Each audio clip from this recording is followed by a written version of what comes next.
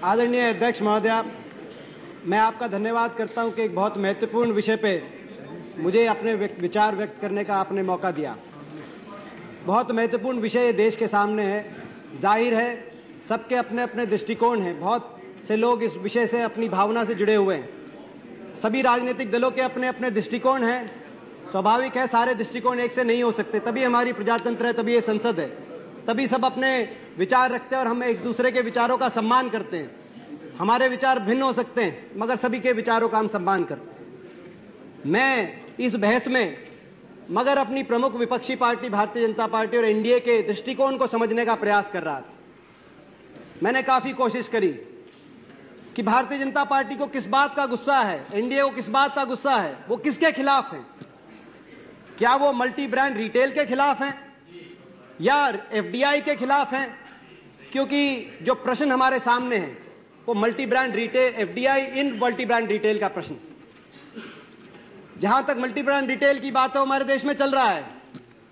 बहुत से stores, Reliance Fresh, Bharti, Big Bazaar, बहुत से इन स्टोर्स जो एनडीए के टाइम में शुरू हुए, एनडीए से पहले से चल रहे हैं। बड़े बड़े स्टोर्स आ रहे हैं, बन रहे हैं, उनकी बड़े बड़े शहरों में आ रहे हैं। जाहिर है इन्होंने कभी उनकी खिलाफत नहीं करी, उनके खिलाफ नहीं बोले। तो ये मल्टी ब्रांड रिटेल के खिलाफ नहीं है, संगठित व्यापार के खिलाफ नहीं, तो क्या ये एफडीआई के खिलाफ है? एफडीआई के भी ये खिलाफ नहीं हो सकते। सुषमा जी स्वयं कल कुछ कह रही थी कि प्रधानमंत्री जी के साथ जाके एफडीआई को देश में लाने के लिए वे तैयार और प्रयास करने के लिए तैयार हैं। जब भारतीय जनता पार्टी एनडीए की खुद सरकार थी तो एफडीआई के नए नए आयाम, एफडीआई को ओपन करने के आयाम स्थापित किए गए। टेलीकॉम सेक्टर के कुछ सर्विसेज में एफडीआई खोला गया, टोबैको में, लिकर में, स्टील में, अल्कोहल में, कोयले में, यहां तक कि दवाइयों में, फार्मास्यूटिकल सेक्टर के अंदर भी एफडीआई एनडीए ने खोलने का काम किया। तो जाहिर सी बात है वो एफडीआई के भी खिलाफ नहीं, वो संगठित व्यापार के खिलाफ भी नहीं। आज हमारे देश में बहुत से बड़े बड़े ग्रुप्स, जितने भी बड़े ग्रुप हैं, रिलायंस का संगठित व्यापार के अंदर रिलायंस रिटेल, रिलायंस फ्रेश के नाम से रिलायंस चल रहा है।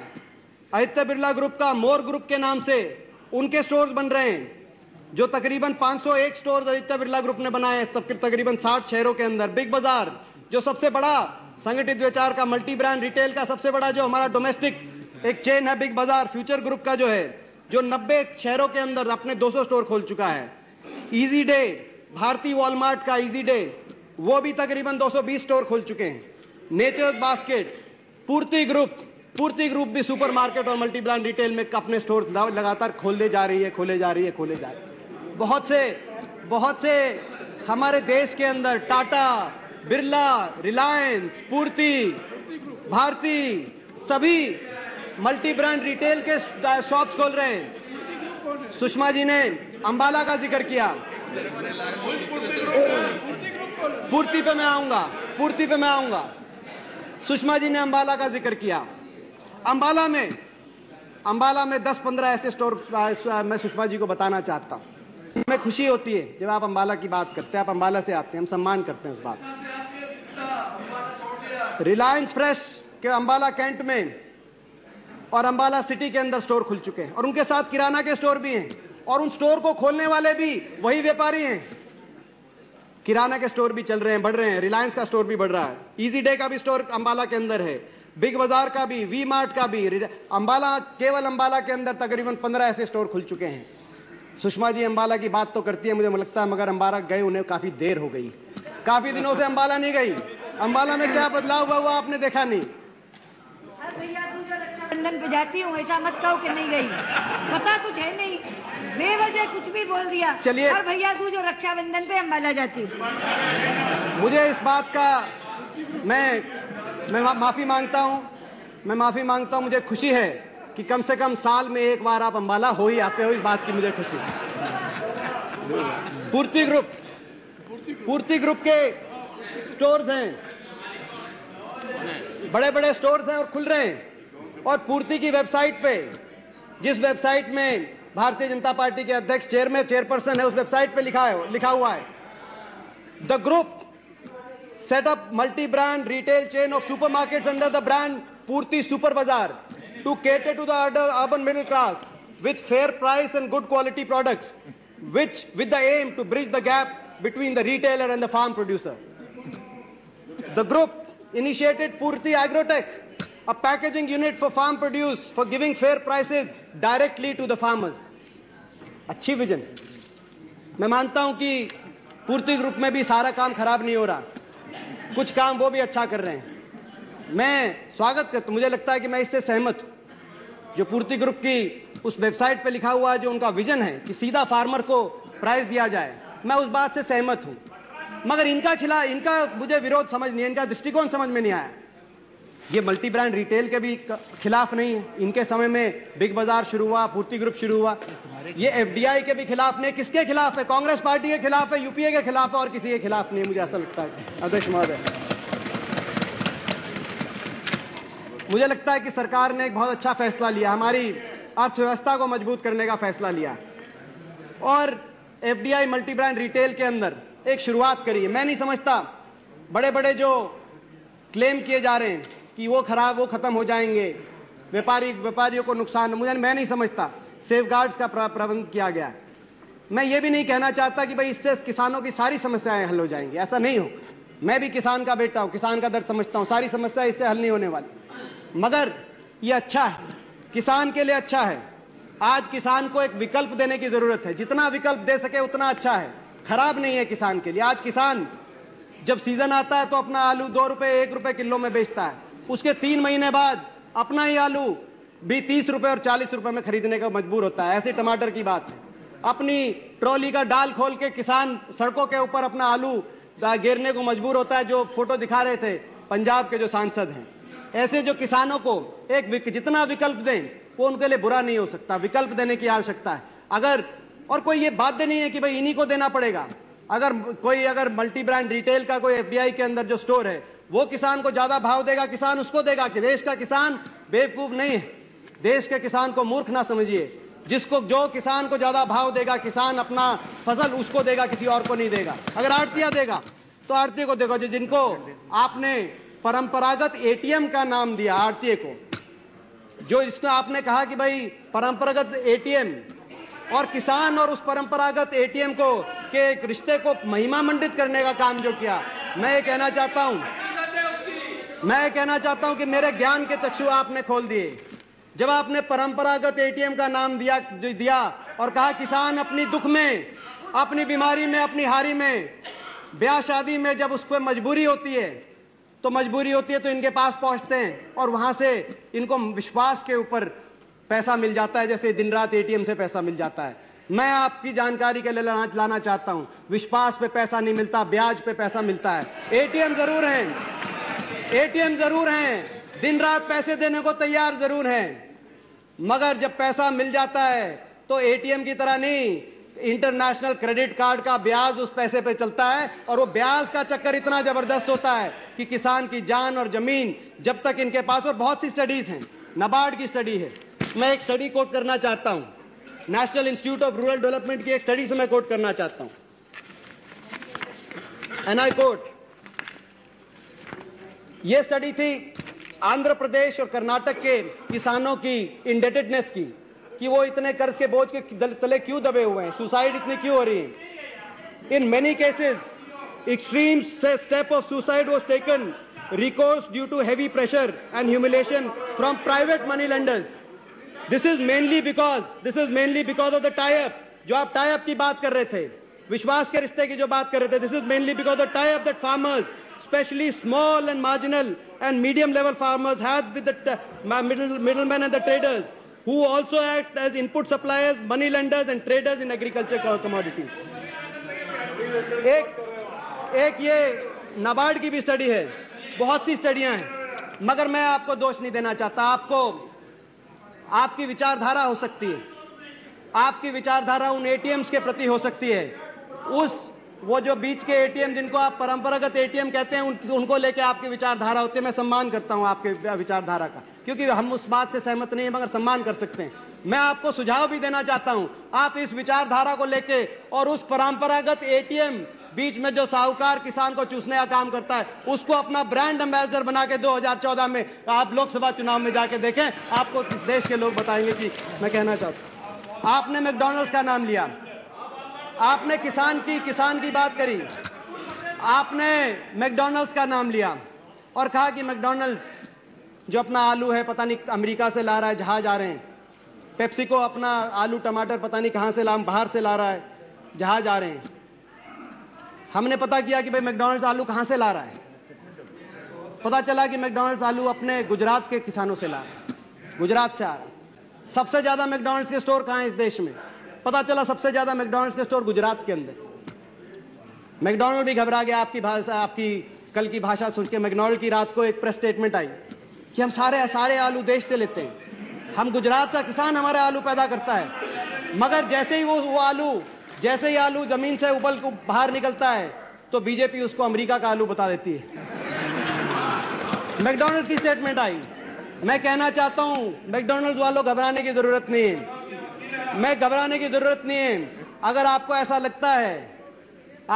लगता है कि गुजरात में जो आपका मान सम्मान नहीं हो रहा, आप हरियाणा में आ जाए, अंबाला आ जाए। अंबाला का किसान, आप 6 इंच और 12 इंच के आलू की बात करते हो, आपको हम 24 इंच का आलू आपको पैदा करके दे देंगे, आप यहाँ पे आ जाओ। पेप्सिको के बारे में कहा, हरसिमरत जी ने कहा। मैं सम्मान आपके दृष्टिकोण का सम्मान करता हूं।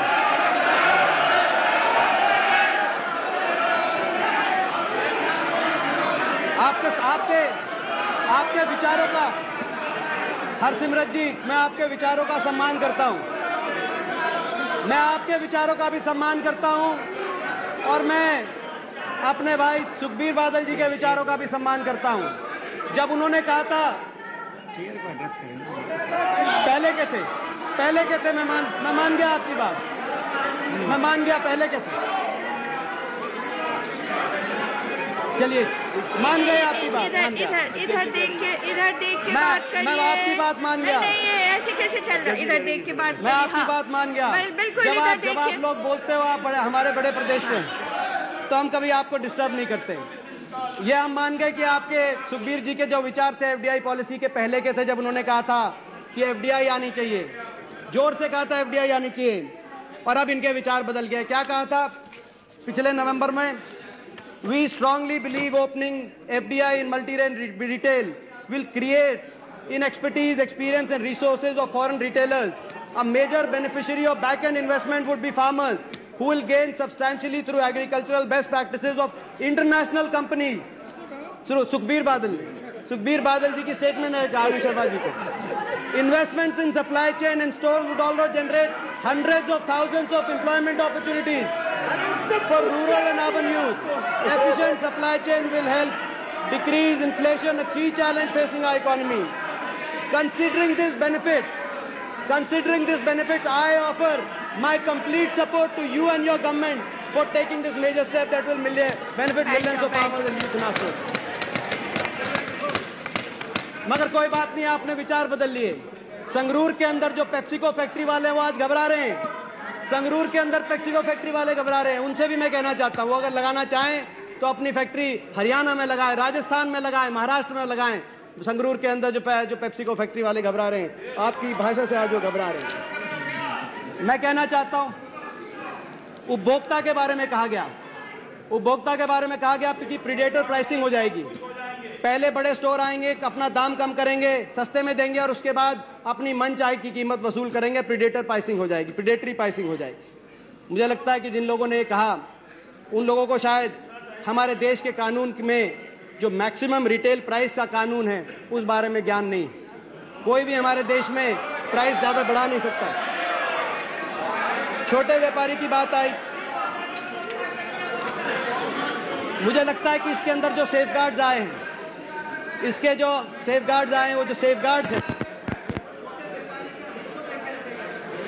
एक फर्क है। जब प्रेमचंद दास मुंशी जी ने इसके विरोध में बयान दिया था और बारी बारी उनका नाम लिया गया, दास मुंशी जी का नाम लिया गया, जो अपने जीवन के लिए लड़ाई लड़ रहे हैं। यह कैसी इस संसद की गरिमा है? उनके एक बयान को, क्योंकि वो अपना पक्ष नहीं रख सकते, उनके एक बयान के बारे में बारी बारी कहा गया।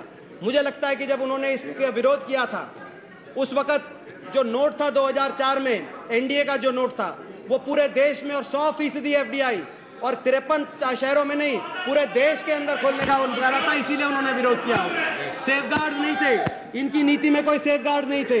छोटे शहरों के लिए, ग्रामीण व्यवस्था के लिए कोई ग्रामीण अंचल के लिए सेफगार्ड नहीं थे। वो नोट का जो विरोध होगा, मेरे को लगता है वो उस विरोध उस बातों को लेके किया गया होगा।